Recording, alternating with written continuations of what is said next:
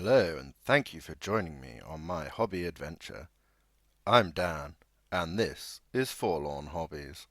Welcome to the first episode in my Quick and Easy Painting series. This series covers simple painting guides to help you get your minis on the tabletop quickly and efficiently, whilst trying to keep the hassle to a minimum, especially if you don't like painting. In this episode, what better to start with than Wellington's scum of the earth, the British line infantry of the Napoleonic Wars. Here are a list of paints that we will be using in this tutorial.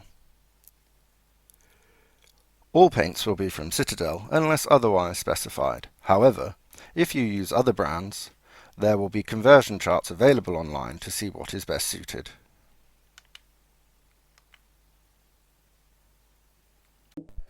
When batch painting, I prefer to paint models on the sprue. However, for this video, I will be painting a single figure on the camera and then working through the rest off screen. As we will be using contrasts in this paint scheme, I have started with a primer of grey cere, just to give that colder effect that I want to reflect in the uniforms. We start with Blood Angel's Red contrast paint. Make sure that the pot is well shaken so that the contrast can mix with the medium and to give a good coverage. We're just going to take it straight from the pot. I prefer to use the lid just to help control the amount of contrast that paint is on my brush. And then we're just going to apply it to the jacket, making sure that we get into all the bits like the back of the jacket and behind the backpack, whilst trying to avoid the collars, the lacing, the straps and the cuffs, just to make it easier to carry on so we don't need to keep tidying up mistakes. However, don't worry, if you do make slight mistakes, you can just thin down some grey cere and just apply it over those areas before we get to the next stage.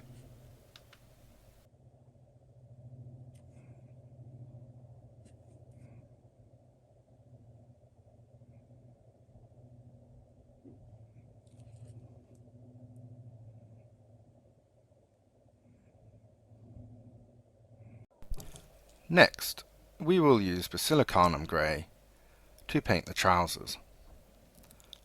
Make sure that you get a nice, generous covering. However, be careful of pooling.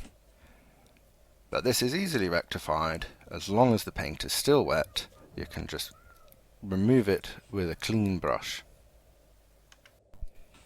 We will also apply this to the rolled up greatcoat at the top of the backpack. To finish off the main three colours of the mini, we will use Black Templar to paint the boots, the backpack and the shako.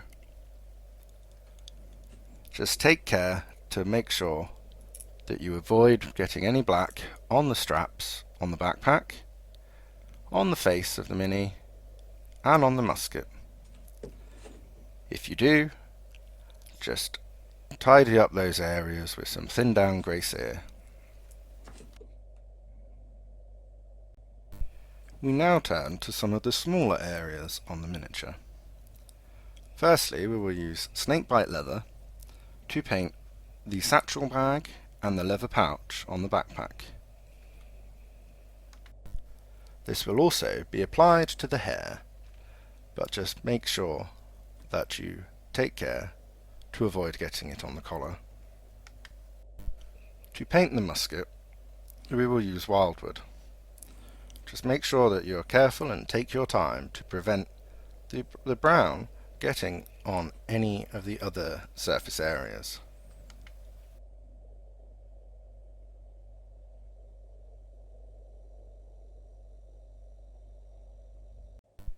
To finish off the back of the model, Space Wolves Grey is applied to the water canteen.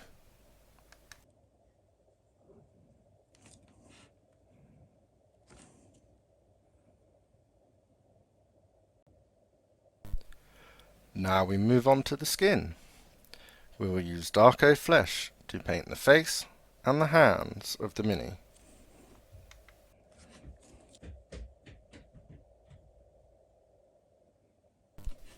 We now move on to painting the collars and the cuffs of the Mini.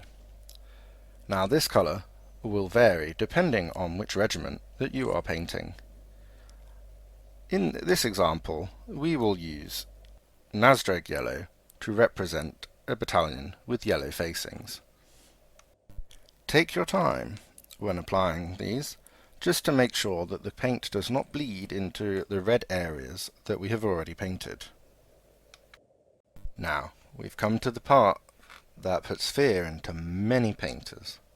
I'm talking about all that white straps, lace, and other details.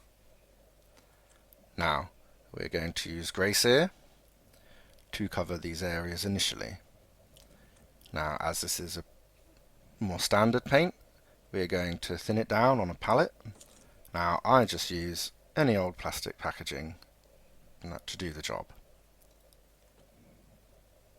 We're then going to make sure that we take our time to be as precise as we can to avoid all of the other areas, just to tidy up the straps, lace, all the little details on the backpack, on the front of the cloak, and the musket straps, so that it is ready for the next step.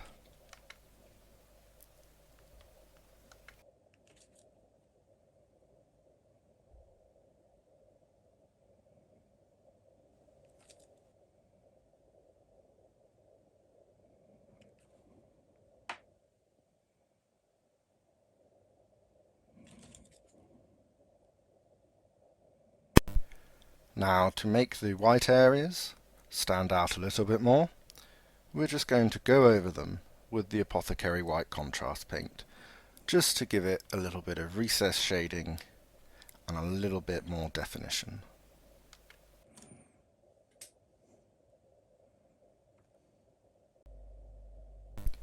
Finally, we will turn to the metallics on the Mini.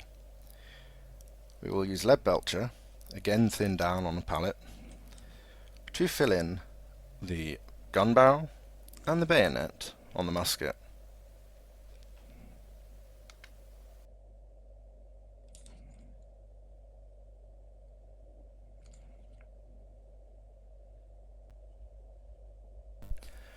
I will now use Agrax Earthshade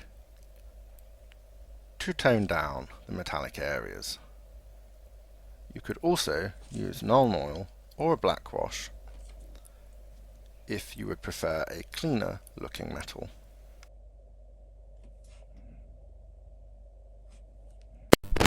At this point, the model is considered done to a tabletop standard.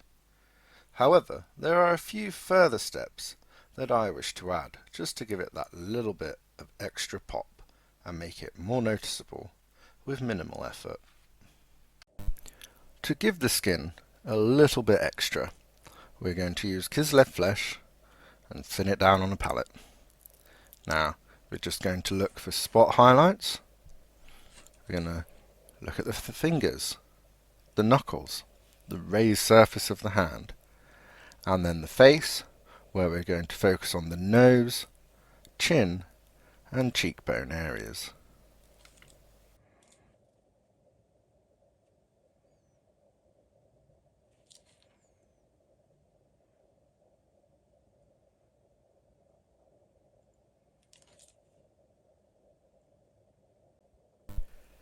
Now for the white straps, we're going to take Arctic White from Game Colour. We're going to thin it down on a palette, and then we're just going to apply it in specific areas, just to emphasize the direction of all the lacework and straps, just to emphasize that detail a little bit more.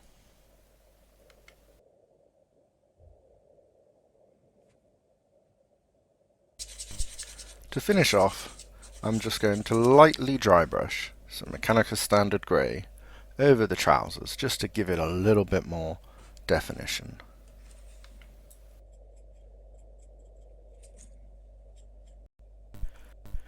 The Mini is now ready to base. I am a big fan of Geek Gaming Scenics materials, so I am going to use their base ready range to base this model. Firstly, I apply a generous coat of fast drying basing glue before dipping the Mini into the mix. I then seal the Mini with some matte sealant and leave it to dry. When looking at the completed Mini, I felt that there was just something missing, so I went back with some Retributor armour to paint the chest plate on the straps of the Mini. I then shaded this with Agrax Earthshade. Now, if I was going step by step, I would apply the gold at the same time as applying the lead belcher to the musket, and then washing at once.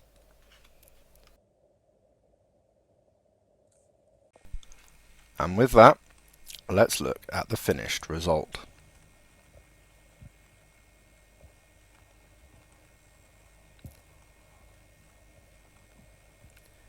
If there is anything that you particularly want to see covered, please leave it in the comments below, and then I will get round to adding it to the list of things to do for this series.